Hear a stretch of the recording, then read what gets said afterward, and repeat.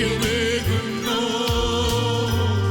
യഹോവ റാഫ, യഹോവ ശമ്മ, യഹോവ നീസി, യഹോവ ഈരേ. ചേർന്ന് പഠിക്കട്ടെ. യഹോവ റാഫ, യഹോവ ശമ്മ, യഹോവ നീസി, യഹോവ ഈരേ. തേടിടുമ്പോ അകത്യം നീ പൊറുക്കേണമേ. ദേശമെങ്ങും സൗഖ്യം നേടി നാഥനെ ഉയർത്തിയിടുമേ. സ്വർഗ്ഗകനാ ചേരുവോളം അങ്ങൻ ചുമലിലായി വഹിക്കണമേ.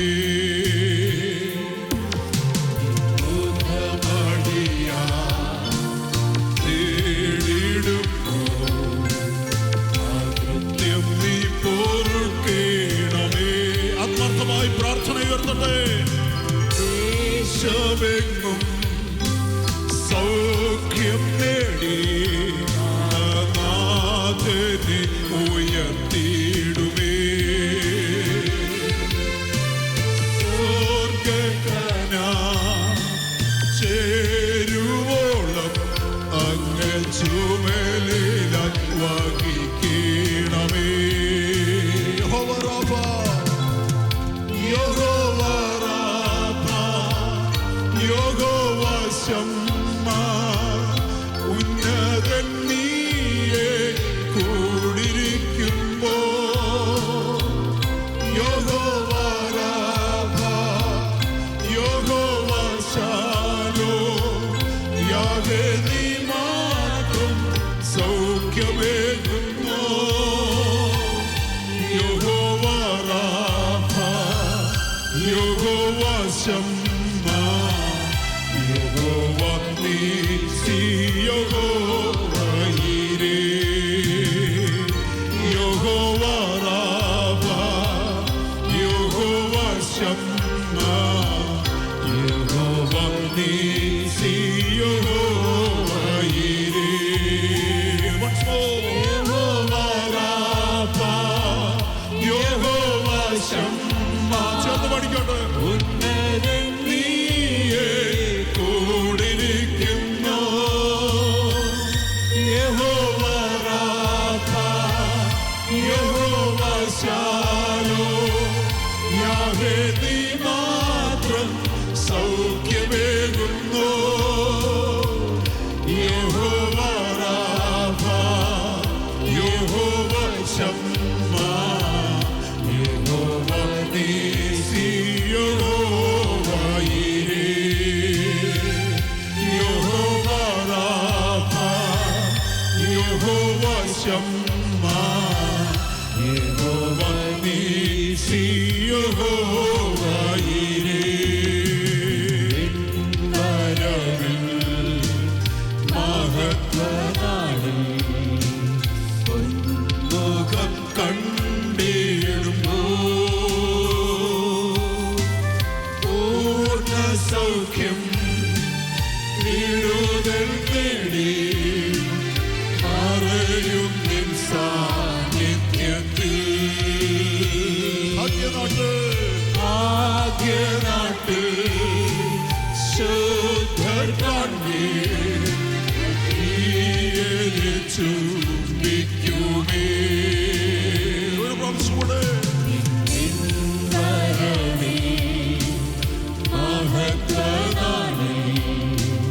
പൊന്മുഖം കണ്ടീർ പ്രത്യാശയോട് പാടിക്കാതെ. പൂർണ്ണ സൗഖ്യം വിടുതൽ നേടി മറയും നിൻ സാന്നിധ്യത്തിൽ.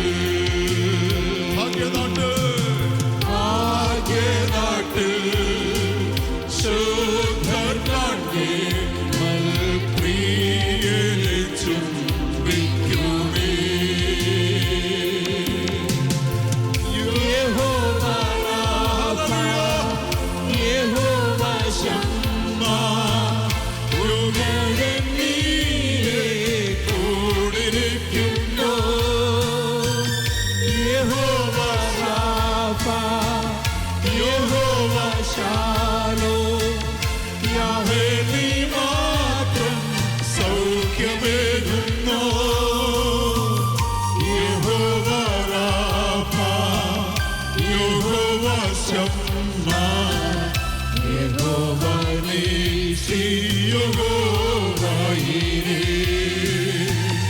യഹോവ റാഫ യഹോവ ശമ്മ ഉന്നതൻ നീയേ കൂടിയിരിക്കുന്നു യഹോവ റാഫ യഹോവ ശാലോ യാഹവേ നീ മാത്രം സൗഖ്യമേകുന്നു ഹല്ലേലൂയ യഹോവ റാഫ യഹോവ ശമ്മ യഹോവ നീസി യഹോവ യിരേ യഹോവ റാഫ യഹോവ ശമ്മ യഹോവ നീസി യഹോവ യിരേ. ലൂക്കോസിന്റെ സുവിശേഷം 24:13 വാക്യം. അന്ന് തന്നെ അവരിൽ 2 പേർ യെരുശലേമിൽ നിന്ന് 7 നാഴിക ദൂരമുള്ള എമ്മൗസ് എന്ന ഗ്രാമത്തിലേക്ക് പോകുകയും ഈ സംഭവിച്ചതിനെ കുറിച്ചൊക്കെയും തമ്മിൽ സംസാരിച്ചു കൊണ്ടിരുന്നു. ജീവവചന ധ്യാന ചിന്തയിലേക്ക് എല്ലാ പ്രിയപ്പെട്ടവർക്കും സ്വാഗതം. ശിഷ്യത്വത്തിന്റെ വഴി വിട്ടുമാറരുത് എന്ന ഒരു വിഷയമാണ് നാം ചിന്തിക്കാൻ താല്പര്യപ്പെടുന്നത്. കൂടപ്പിറപ്പുകളെ, പ്രതീക്ഷിക്കുന്ന കാര്യങ്ങൾ നടക്കാതിരിക്കുന്നതിനാലും ആഗ്രഹിക്കാത്തതും അംഗീകരിക്കുവാൻ കഴിയാത്തതുമായ കാര്യങ്ങൾ നടക്കുമ്പോഴും നിരാശിതരാകുകയും അതിനെ നേരിടുവാനോ അംഗീകരിക്കുവാനോ കഴിയാതെയും പിന്തിരിഞ്ഞോടുന്നവർ ധാരാളമുണ്ട്. അപ്രകാരം പിന്മാറിപ്പോകുന്ന 2 പേരുടെ യാത്രയും ആ യാത്രാവേളയിലെ സംസാര വിഷയങ്ങളുമാണ് ഈ ചിന്തയ്ക്ക് ആധാരമായ കാര്യങ്ങൾ.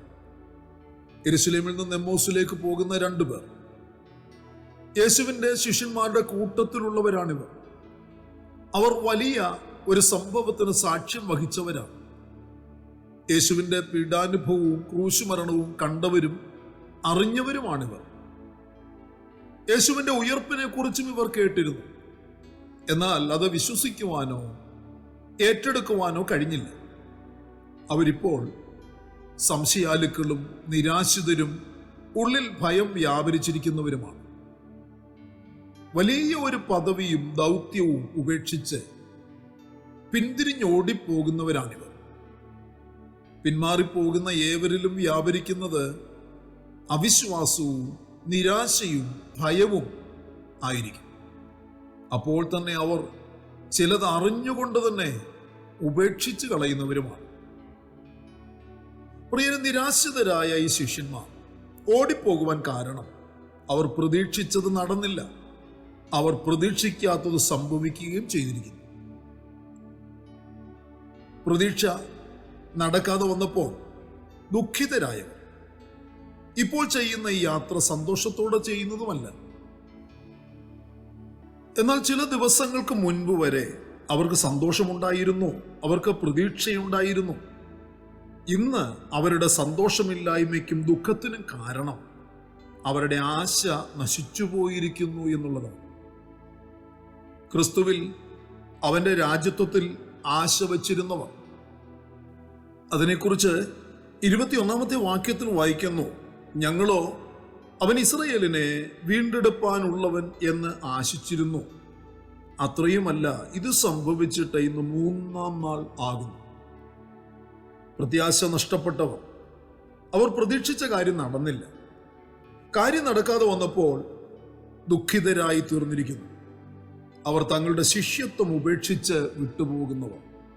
നോക്കൂ, അവർ അറിഞ്ഞുകൊണ്ട് തന്നെ ഉപേക്ഷിച്ച് പോകുന്നത് വില കൊടുത്താൽ വാങ്ങാനാവാത്ത, അവർക്ക് ദാനമായി അവർക്ക് ലഭിച്ച വലിയ പദവിയും ശിഷ്യത്വവുമാണ്. കർത്താവിന്റെ ശിഷ്യന്മാർ അല്ലെങ്കിൽ ശിഷ്യത്വം, അതാണ് അവർ ഉപേക്ഷിച്ചു പോകുന്നത്.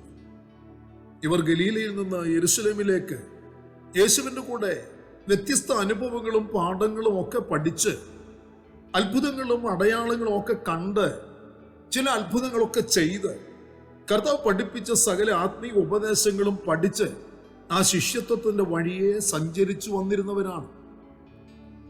ശിഷ്യത്വത്തിന്റെ യാത്ര ചെയ്തു വന്നവർ. പ്രശ്നങ്ങളും വെല്ലുവിളികളും ചില തർക്കങ്ങളും ചില വാദഗതികളും ഒക്കെ നിറഞ്ഞ വഴിയിൽ യേശുവിൻ്റെ കൂടെ നടന്ന ഉപദേശം പഠിച്ചവർ, അവർ ആ ഉപദേശങ്ങൾ പഠിപ്പിക്കുന്ന ആ വഴി വിട്ടുമാറി അവർ ഏറ്റെടുത്ത ശിഷ്യത്വത്തെ ഉപേക്ഷിച്ച് മരണഭയമുള്ളവരായി യെരൂശലേം വിട്ടുപോകുന്നു.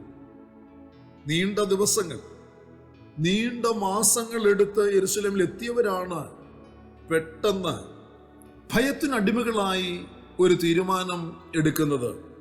ഞങ്ങൾ മടങ്ങിപ്പോകുന്നു.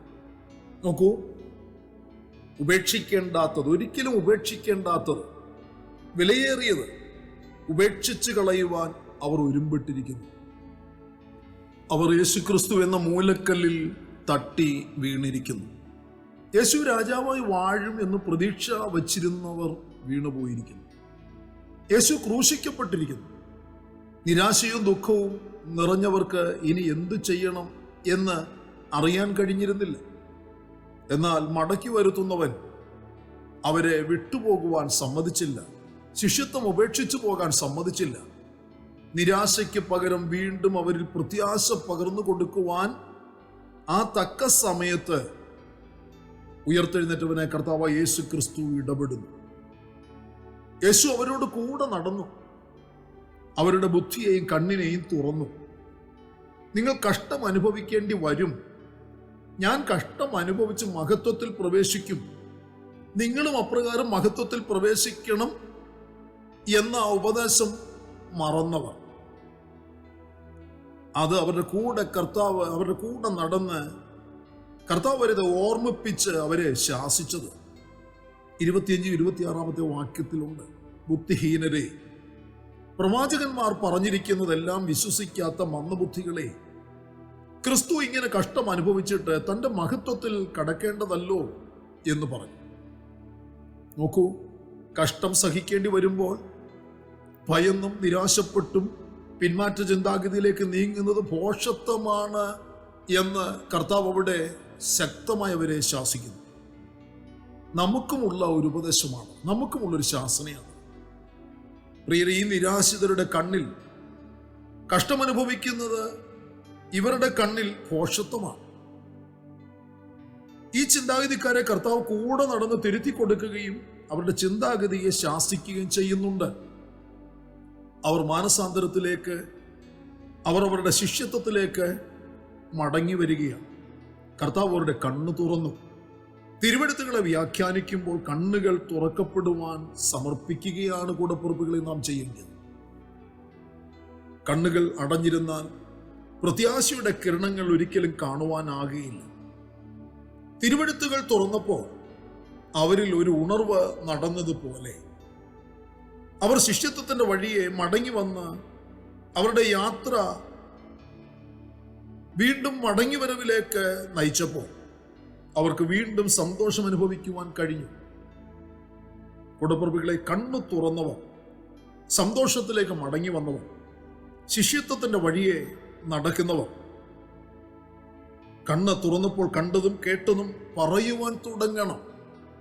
മറ്റുള്ളവരോടത് നാം പറയണം. അപ്രകാരം അനേകരുടെ കണ്ണ് തുറക്കുവാനും ബുദ്ധി തുറക്കുവാനും അവരുടെ ഹൃദയം കത്തുവാനും ഇടയായിത്തീരും. ഈ ദൗത്യമാണ് ദൈവം നമ്മയും ഏൽപ്പിച്ചിരിക്കുന്നത്. അത് സന്തോഷത്തോടെ ചെയ്യുവാൻ ഏവർക്കും ഇടയായിത്തീരട്ടെ.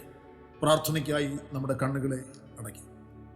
പരിശുദ്ധനായ ഞങ്ങളുടെ സ്വർഗീയ പിതാവേ, അനുഗ്രഹീതമായ നല്ല ദിവസം പ്രഭാതത്തിൽ ദൈവത്തിന് മാറ്റമില്ലാത്ത തിരുവചനം ധ്യാനിക്കുവാൻ ഞങ്ങൾക്ക് നൽകി തന്ന നല്ല അവസരത്തിനായി സ്തോത്രം ചെയ്യുന്നു. വചനം കേട്ട ഞങ്ങളുടെ കുഞ്ഞുങ്ങൾ ഒരിക്കലും ശിഷ്യത്വത്തിന്റെ പാത ഉപേക്ഷിച്ച് പിന്മാറ്റത്തിലേക്ക് മടങ്ങിപ്പോകുവാൻ ഇടയാകരുതേ കർത്താവ്.